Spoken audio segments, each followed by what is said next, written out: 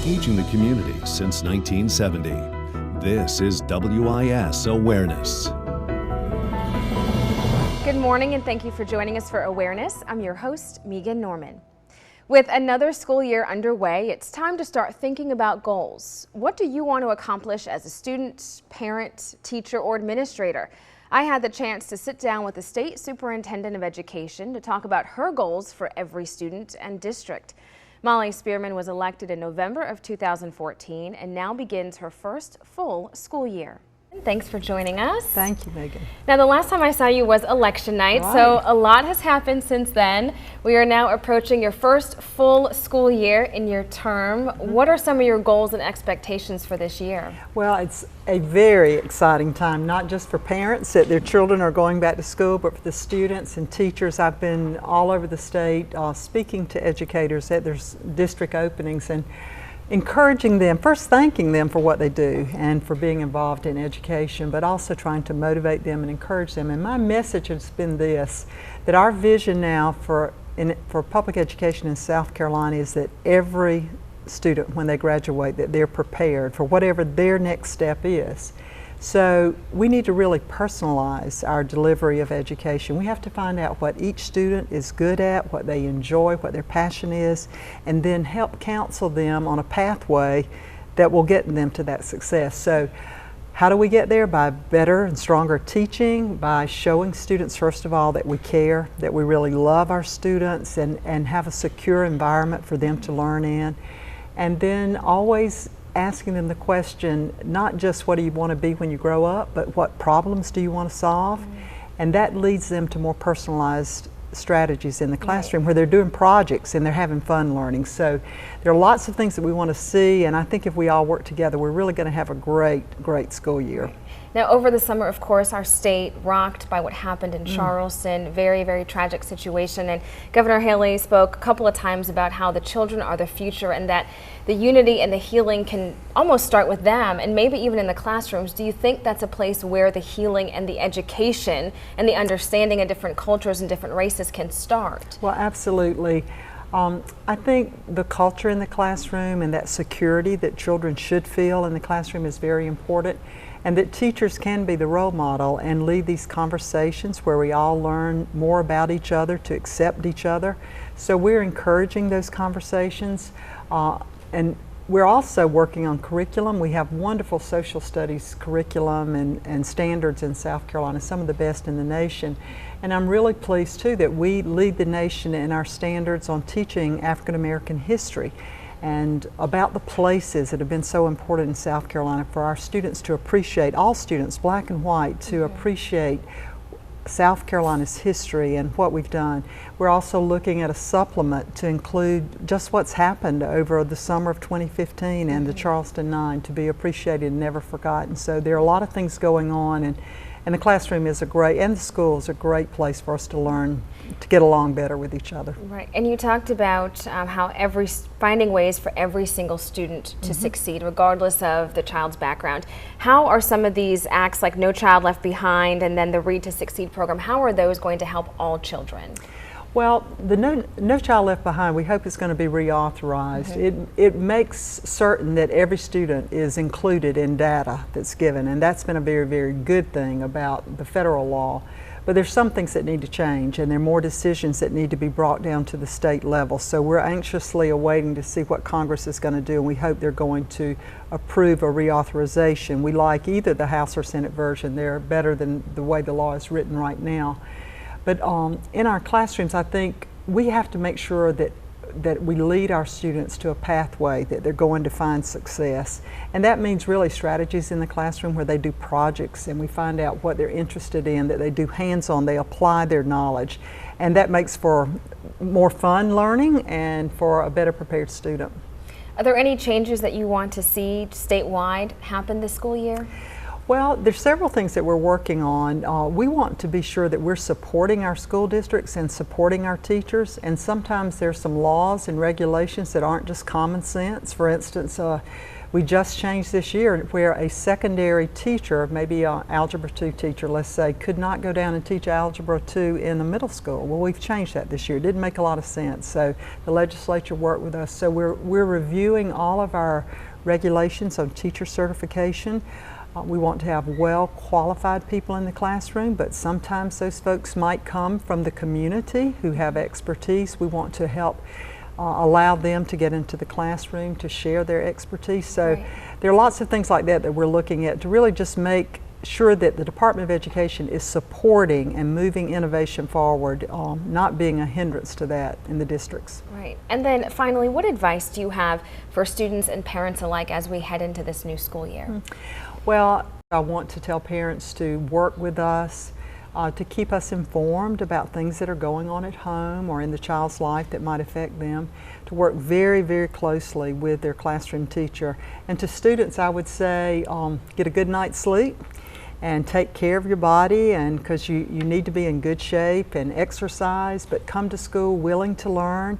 And I'll ask that question of all the students today, not what do you want to be when you grow up, but what problems do you want to solve? And I hope that they will share their ideas, because it's unbelievable now some of the solutions that young children are coming up with to make our communities and our state better. This is also the first full school year for the superintendent of Richland School District One. Dr. Craig Witherspoon took office in March of this year after leaving the superintendent position in Birmingham, Alabama. At the end of last school year, Witherspoon said the summer would be full of training and new projects to get kids off to a strong start in the fall. That includes equipping students with laptops so they can begin integrating technology into their lives at an early age and in a professional and productive manner. Witherspoon also said he wants to challenge every student to be the best, regardless of his or her circumstance. When students come to us, we can't make excuses about circumstances and those things that a student quite often and doesn't have any control over. So it's incumbent on us to do all that we can when the student enters that door to move them forward from point A to point B.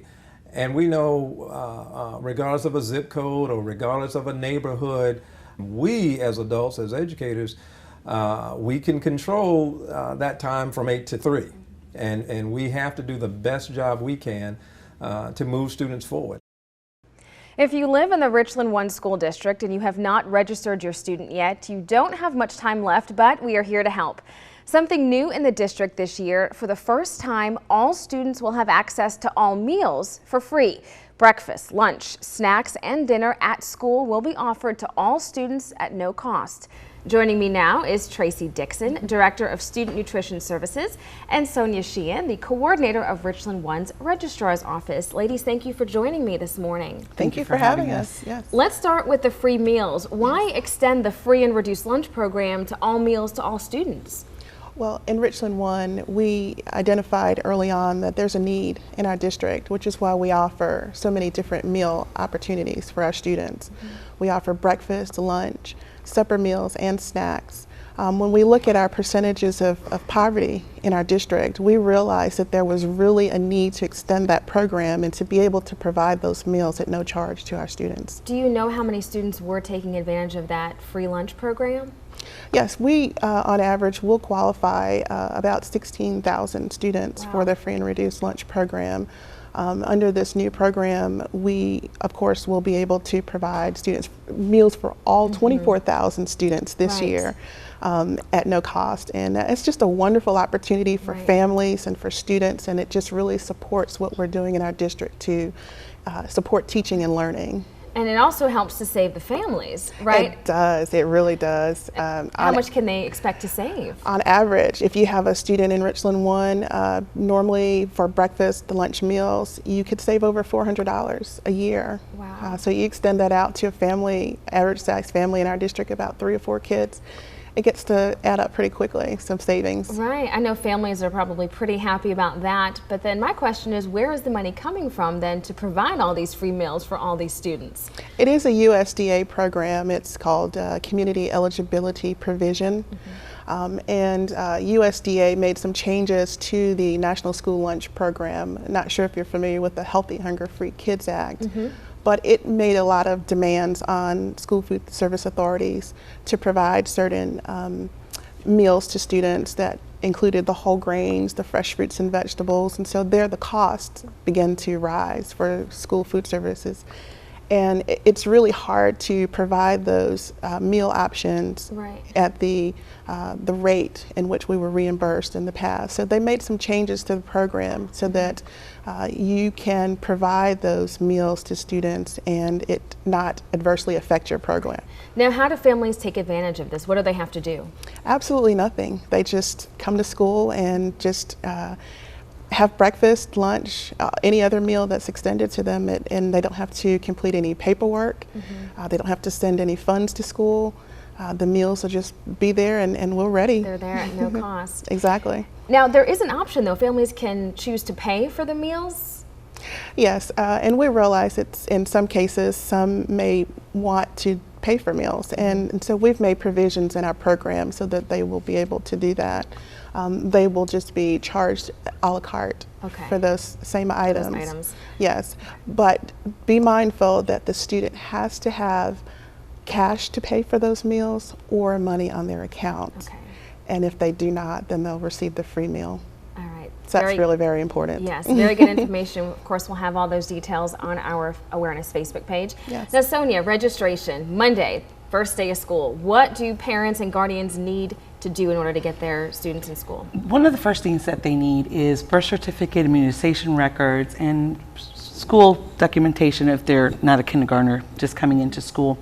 And guardians, if the students are living with someone other than the biological mother or mother and father, if they're married, they must come to the registrar's office to get what we call educational rights permission to enroll the student. That's extremely important because the state law indicates that the mother is the custodial parent and therefore the student must go to school based off of where mom lives. Right. And we make those provisions for those students that have those special needs because in our district, those types of family combinations are growing tremendously. Right. I know we do have a list of all those documents that families do need if they do want to register. Now, can this be done online? Not at this time, especially when it comes to the educational rights piece, because we do look into court documentation, we look into DSS records, and also we look at the notarized statements and whatever other supporting documentation the parents may need. Right. And finally, if parents or guardians do not register their students by Monday, are they out of luck? They're not out of luck, but the child will not begin the first day of school. They will be sitting in an office just waiting to be served. Right. Well, we know that there's wonderful staff ready and waiting to help. Yes, we are. Sonia and Tracy, thank you so much for being with us. Thank you. Thank you for having us. When we come back, as you get your students ready to head back to school, we know it's full of planning and shopping from backpacks to shoes. Get this day. The author and inspiration of the children's book Cricket Curls tells us why this is something no child should go without. But first, here's a look at the school start dates for districts across the Midlands.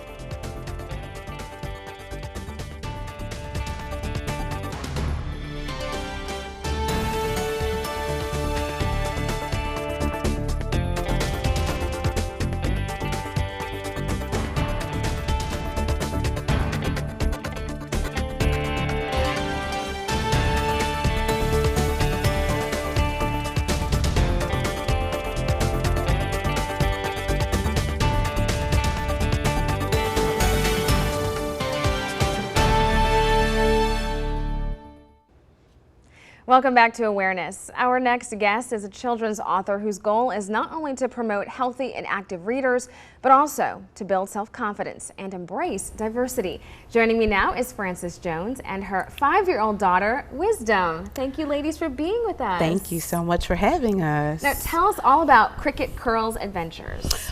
Well, it started out, I was actually dyslexic as a child, and growing up it was just very difficult socially, educationally. I ran into a lot of hurdles, and when I became a mother, I wanted to do everything, go above and beyond whatever I could do to ensure that she had a little bit of a step up in those particular areas. And one of the realized dreams that I had was to be a children's book author.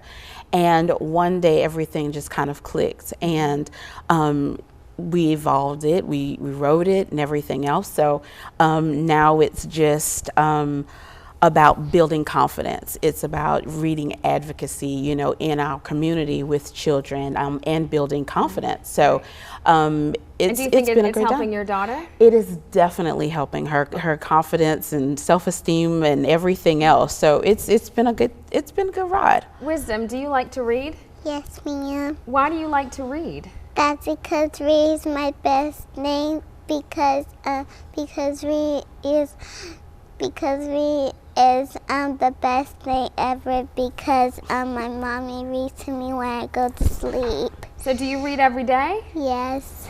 That is great. Yeah. That is really wonderful because you're starting to instill those important skills very early. Absolutely, absolutely. And what is the whole book about? The first book, which is Picture Day, that is the one that we actually we started out with, and it was more or less, of course, every child gets excited about their first day of school.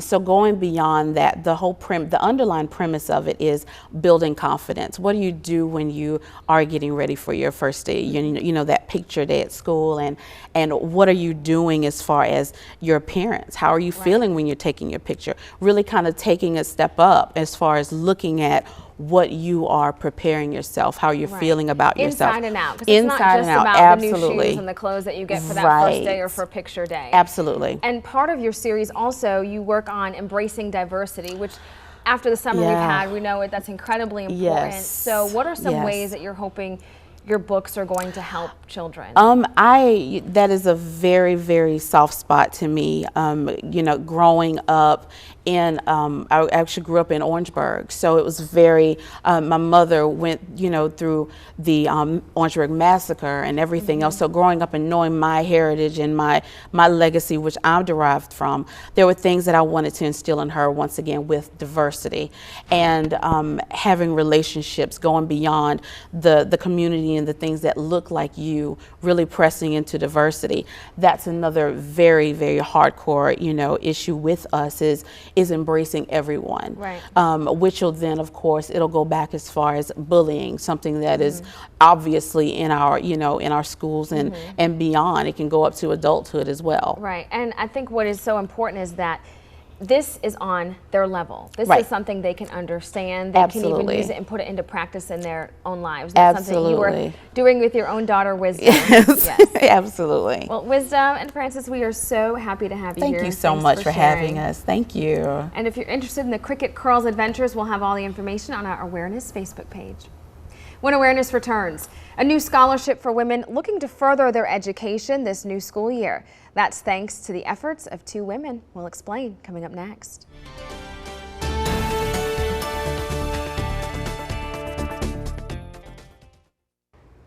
Welcome back to Awareness. Loving the Unique You is a nonprofit designed to support minority women who are pursuing their education, and they have scholarships available. Joining me now is Tiffany Howard, the co-founder of Loving the Unique You. Thanks for being with us. Oh, thank you.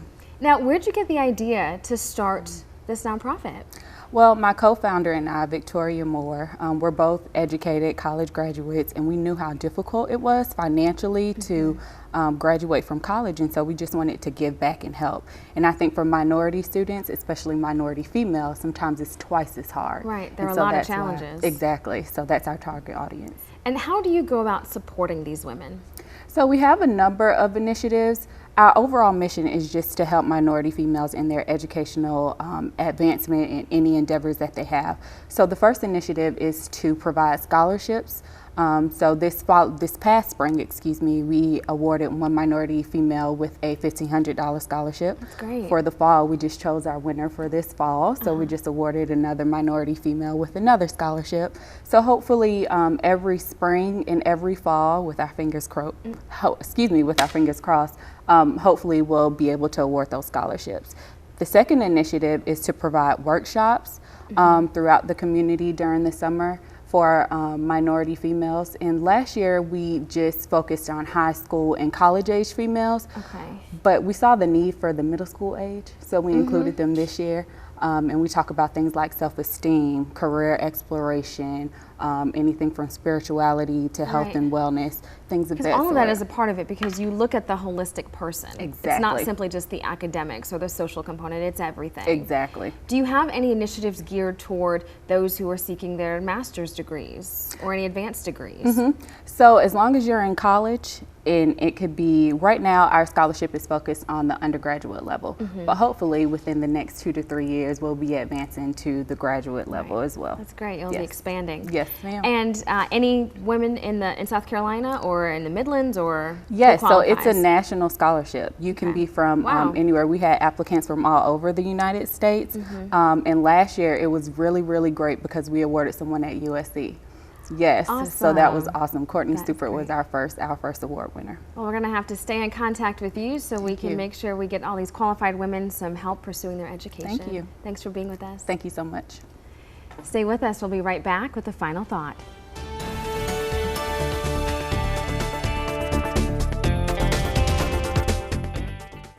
Life lessons can be learned in many places, including the classroom.